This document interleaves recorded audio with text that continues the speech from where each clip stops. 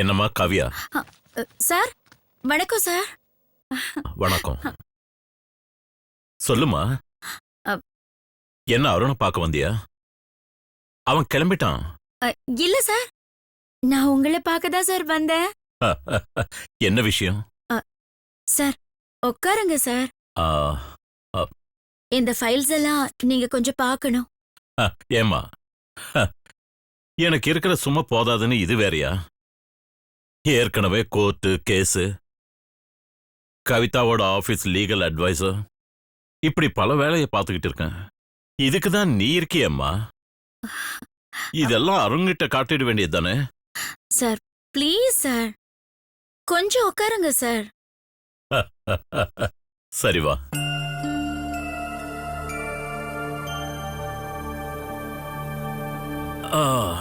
Sir இந்தாங்க sir. என்னம்மா இதெல்லாம்? இல்ல சார், நீங்க கொஞ்சம் பாருங்க சார்.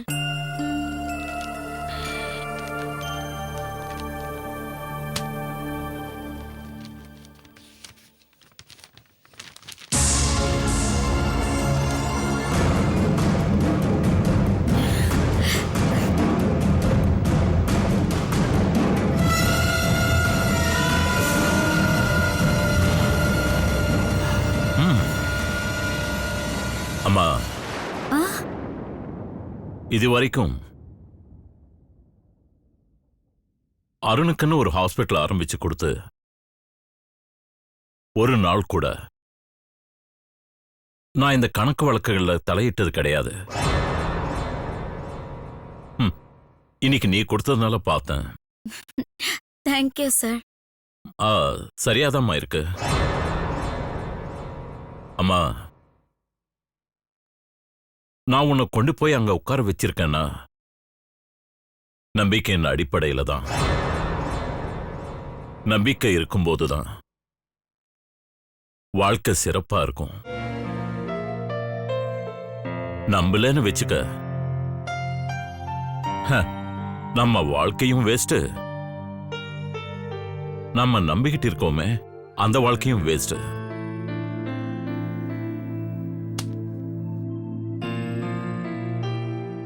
காவியா, நான் உன்னை நம்பி எல்லாத்தையும் ஒப்படைச்சிட்டேன். நீ இன்னைக்கு கொடுத்தியே, இதுவே கடைசியா வச்சுக்க. இதுக்கு பிறகு எல்லா பொறுப்பும் உன்னோட தான். இதெல்லாம் இப்பவே பார்த்து என்னால எதுவும் சொல்ல முடியாது. எனக்கு கோர்ட்டுக்கு போக வேண்டிய வேலை இருக்கு. சரிங்க சார், நீங்க கிளம்புங்க சார். அதனால அடுத்த மாசத்துல இருந்து எல்லாத்தையும் நீயே பார்த்து முடிவு பண்ணி கடைசியா வேணும்னா என்கிட்ட ஒரு வார்த்தை சொல்லு. ஒரு விஷயத்த சொல்லட்டுமாமா? அருண் சின்ன வயசுல இருந்தே வசதியா வாழ்ந்தவன், அப்படியே வளர்த்துட்டேன். அதனால அவனுக்கு இதுல எல்லாம் பெருசா கான்சென்ட்ரேஷன் இருக்கிறதுக்கு வாய்ப்பு இல்லை. நீதாம்மா பாத்துக்கணும். சார் நீங்க சொல்லிட்டீங்களா, நான் பாத்துக்கிறேன் சார், நான் பாத்துக்கிறேன். அதனாலதாம்மா நான் உன்னை நம்பி அந்த சேர்ல உட்கார வச்சிருக்கேன். இல்ல சார், அதுக்கு நான் சின்சியரா இருப்பேன் சார். என் மேல நீங்க நம்பிக்கை வைக்கலாம், அதுல எந்த காலத்திலயும் மாற மாட்டேன் சார். தெரியுமா, உன்னோட ஒவ்வொரு பிஹேவியரையும் நான் பார்த்துக்கிட்டு தான் இருக்கேன். அப்படியா சார்? ஆமாம்மா, அதனாலதான் நம்ம அந்த நம்பிக்கையோட இதெல்லாம் செஞ்சேன். பார்த்துக்கோமா. சார் நான் இப்போ கிளம்பலாமா சார்? சரிம்மா, போயிட்டு வரேன் சார். சரி.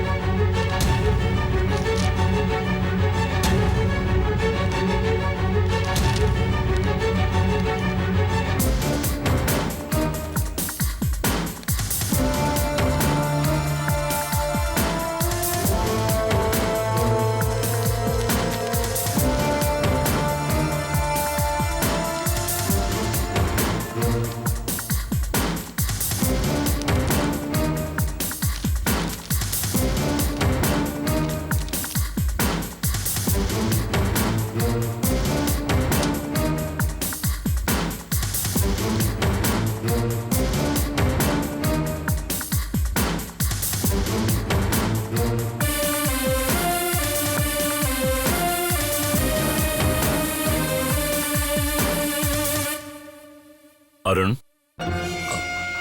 என்னப்பா? என்னப்பா ஃபைல பார்த்துக்கிட்டு இருக்க? இது நீ ஹாஸ்பிட்டல்ல செய்ய வேண்டிய வேலைடா. இங்க வந்து ஏன் அந்த டென்ஷன்லாம் எடுத்துக்கிற? அது இல்லப்பா, இது எப்படி இங்க வந்துச்சுன்னு தான் யோசிக்கிறேன். அதுவா, நம்ம காவியா கொண்டு வந்து கொடுத்தா. நம்ம காவியாவா? ம். நீங்களும் ஒரு தடவை பார்த்துருங்க சார்ன்னு சொன்னா. நான் அப்பவே கேட்டேன், எனக்கு இருக்கிற சும்மா போதாதா, எதுக்கம்மா இதெல்லாம் தலைமையில கொண்டாந்து வைக்கிறேன்னு சொல்லி. இதெல்லாம் அருண் பார்த்துக்குவான்னு கூட சொன்னேன். டேய், தூக்கி போட அந்த ஃபைல. உங்ககிட்ட நிறைய விஷயங்கள் பேச வேண்டியிருக்கு அருண். அப்பா, பேசலாம்ப்பா, எவ்வளவு வேணாலும் பேசலாம். நீங்க சாதாரணமா சொல்லிட்டீங்களே இந்த ஃபைல தூக்கி போடுன்னு. இது ஃபைல் இல்லப்பா, லைஃப். என்னடா இருக்கோடுகள் ஷவுகார் ஜானகி மாதிரி பேசுற? அப்பா, என்னப்பா பேசுறீங்க? நான் இருக்கோடுகள் சவுகார் ஜானகி இல்லப்பா. நான் விளையாட்டாவும் பேசல, வாழ்க்கைய பத்தியும் பேசல. ஆனா ஆபீஸ்ல இருக்க வேண்டிய ஃபைலு எப்படிப்பா வீட்டுக்குள்ள வரலாம்? ஏன்பா, காவியா கொண்டு வந்து கொடுத்தா. கொடுத்தது யார்கிட்ட? என்கிட்ட தானே, உன் அப்பா கிட்ட தானடா. அது இல்லப்பா, அது தப்பும் இல்ல. ஆனா இந்த மாதிரி நடந்தா நாளைக்கு தப்பாயிடும்லப்பா. நீங்க எப்ப வேணாலும் வந்து ஹாஸ்பிட்டல்ல பார்க்கலாம்ப்பா. இந்த ஹாஸ்பிட்டல் நீங்க உருவாக்கி கொடுத்தது, அந்த உரிமை உங்களுக்கு இருக்கு. எனக்கு தெரியாம இது எப்படி இங்க வந்தது, அதான் என்னுடைய கேள்வி. அருண், கோர்ட்ல இருக்கிற கேஸ் கட்ட நான் வீட்டுக்கு கொண்டு வரது இல்லையா? அப்பா, அது தொழில், இது பிசினஸ்.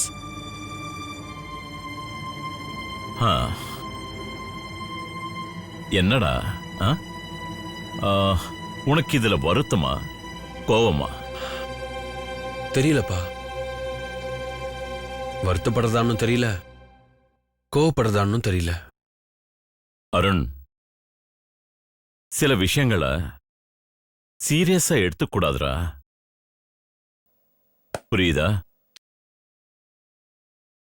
இத அப்படியே மறந்துரு. நான் உன்கிட்ட பேச வேண்டிய விஷயம் பேசணும். உன் மாமா வந்திருந்தாரா? அத்தை வந்திருந்தா, பிரகாஷ் வந்திருந்தா. என்னப்பா நடந்தது? அருண், அத்தை வந்து எனக்கு நீதானே முக்கியம், என் புருஷன் எனக்கு முக்கியம் இல்லைன்னு பேசிட்டு இருந்தா. அந்த நேரம் பார்த்து அவனும் வந்தான். யாரு? உன் மாமா. வந்து உங்க அத்தைய வெளில அனுப்பிச்சிட்டு என்கிட்ட சண்டை போட்டு இருந்தான். நான் கூட எதிர்பார்க்கல. அந்த நேரத்துல பிரசாதும் வந்தான். அப்புறம்பா என்ன பண்ணா? பிரசாத் அவங்க அப்பாவை வெளியே போன்னு சொல்லிட்டான். இங்க மட்டும் இல்ல, எங்க வீட்டுக்குள்ளேயும் நுழையக்கூடாதுன்னு சொல்லிட்டான். எதுவும் பிரச்சனை இல்லைல்லப்பா? நான் தான் உனக்கு முதல்லயே சொன்னேனே அருண், இதனால இந்திராவுக்கும் கவிதாவுக்கும் பிரச்சனை வரும்னு. அவன் அதுக்காக தான் வந்திருக்கான். அவன் அடங்க மாட்டான் அருண். திரும்பவும் என் பொண்டாட்டி பார்க்க வந்திருக்கேன்னு உரிமை கொண்டாடிட்டு வீட்டுக்கு போவான். என் மேலையும் நம்ம குடும்பத்து மேலையும் உள்ள கோபத்தை நம்ம கவிதா கிட்ட காட்டுவான். வேதனையா இருக்குப்பா. கவிதாவுக்கு என்ன நடக்குமோன்னு வேதனையா இருக்கு. சதுரங்க பலகையில நிக்கிற காய் மாதிரி நான் நிக்கிறேன். இதுல நான் ராஜாவா, ராணியா, இல்ல சோல்ஜரா? எதுவுமே புரியலப்பா. அருண், சதுரங்கத்துல காய வெட்டி தூக்கி போட்டுடலாம். ஆனா இவனை வெட்டவும் முடியாது, விரும்பினாலும் விரும்பலைன்னாலும் உறவு வேலி போட்டு கட்டவும் முடியாது. வெறி பிடிச்ச மிருகம் மாதிரி அவனோட ஆட்டத்தை ஆரம்பிப்பான். இந்திராவையும் நினைக்க வேண்டியதா இருக்கேப்பா. என்னதான் இருந்தாலும் அவளுடைய புருஷன் அவன் மாறிட்டான்னா அந்த உறவையும் நாம இழக்க வேண்டியதாயிடும். அதனால கவிதாவுக்கும் பிரசாதுக்கும் பிரச்சனை வரும். வாழ்க்கையோட விளையாட்டுல நாம எதிர்நீச்சலும் போட முடியல, வாழவும் முடியலையப்பா. பா, மனசாட்சி உள்ளவங்களுக்கு மரணத்தோட அர்த்தமும் தெரியாது, பயமும் வராது. வாழ்க்கைய பத்தி இப்ப கூட நீங்க கவலைப்படுறது உங்களுக்காக இல்ல, அத்தைக்காகவும் நம்ம கவிதாக்காகவும். அருண், இந்த மனசு போதும்பா. எந்த சோதனையும் எந்த சிக்கலும் வராது. கவலைப்படாதீங்கப்பா. அருண், நம்பிக்கையோட பேசுறவன்னா அதே மாதிரி நம்பிக்கையோட இப்ப நீ பேசுற. ஆனா வயசும் உறவோட அர்த்தங்களும் என்ன தடுமாற வைக்குதுரா. பா, தடுமாற்றம் உங்களுக்கு வரக்கூடாது, தடம் மாறினவங்களுக்கு தான் வரணும். That's good.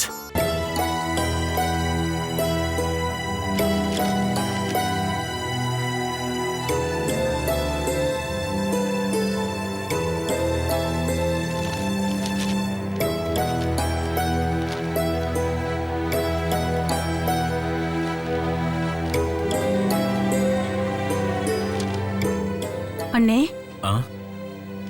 வாம்மா, உட்காரு.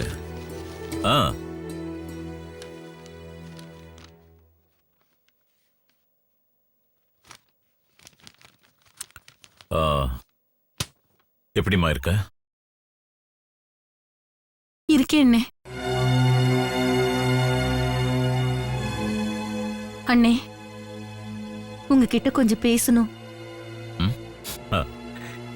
என்கிட்ட பேசுறதுக்கு எதுக்குமா அனுமதி? பேசு. கோவம் அண்ணே? யார் மேல? ஏன் மேல? உன் மேல எனக்கு என்ன கோவம்? அப்புறம் என்ன வீட்டுக்கு வரல?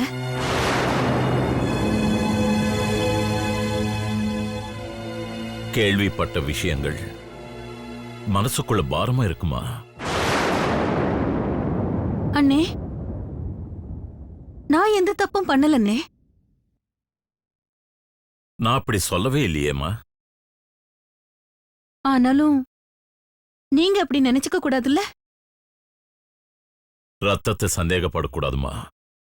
அது நம்ம 2 பேர் உடம்புல ஓடுற ஒரே ரத்தம்னே. தெரியுமா, மனுஷங்களோட குணம் மாறலாம், ஆனா ரத்தத்தோட நிறம் மாறாது. நான் எப்பவுமே மாற மாட்டேனே. இந்திரா, சூரியனோட வெப்பம் சந்திரனை தாக்காது, சந்திரனோட குளிர்ச்சி சூரியனுக்கு தெரியாது.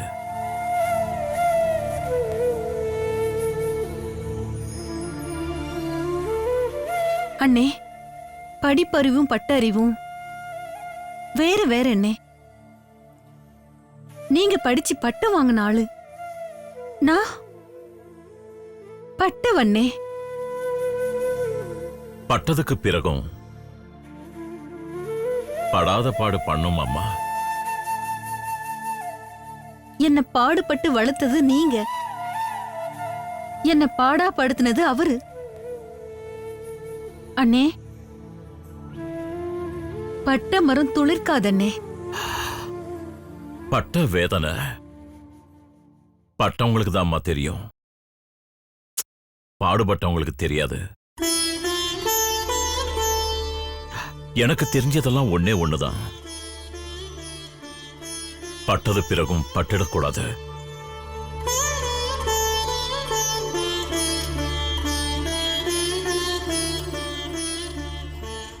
அண்ணே, நான் சொன்னா நீங்க தப்பா எடுத்துக்க கூடாது, வருத்தப்படக்கூடாது, கோவப்படக்கூடாது. என்ன உங்க தங்கச்சி இப்படி பேசுறாளேன்னு காயப்பட்டுறக்கூடாதுன்னே. எனக்கு வாழணும்னு ஆசை இல்லன்னே. வாழ்க்கையை இழந்தவண்ணேனா, நெத்தில வச்ச பொட்டும் தலையில வச்ச பூவும் அர்த்தம் இல்லாமலே அழிஞ்சு போச்சண்ணே. இந்த சுமங்கலி சந்தோஷத்தை சுமக்கல அண்ணே. அவ சுமந்ததெல்லாம் சோகத்தையும் துக்கத்தையும் மனசுல பிரசாத்த இந்த வயித்துல. இவ்வளவுதானே. நிர்மூலமாயி போனவளுக்கு நிலை கண்ணாடி எதுக்கு? எரிஞ்சு போன விளக்கு அணைஞ்சு போயிடும். அணைஞ்சு போன வாழ்க்கை தெரியாதண்ணே. அப்படி ஒரு வாழ்க்கை வாழ உங்க தங்கச்சிக்கு தெரியாதண்ணே. இந்திரா,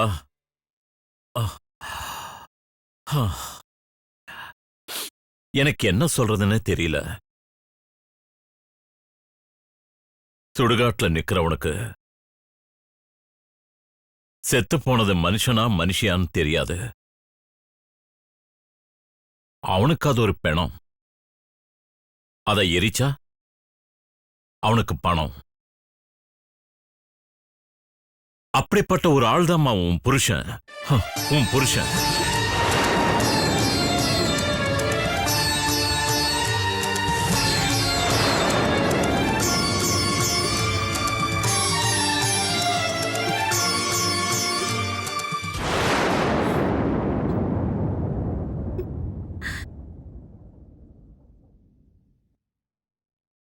அண்ணே,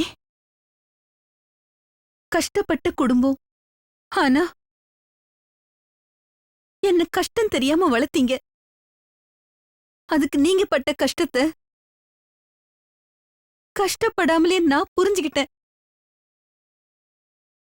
இவ்ளோ கஷ்டப்பட்டு என்ன வளர்த்தீங்களே அண்ணே. கடைசியில என் வாழ்க்கையில எவ்வளவு கஷ்டப்பட்டு போயிட்டேன் பாத்தீங்களா அண்ணே.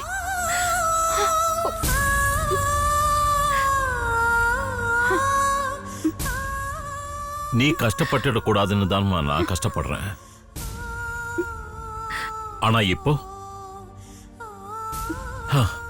நீ கஷ்டப்படுறத பார்த்து நான் கஷ்டப்படுறேன்.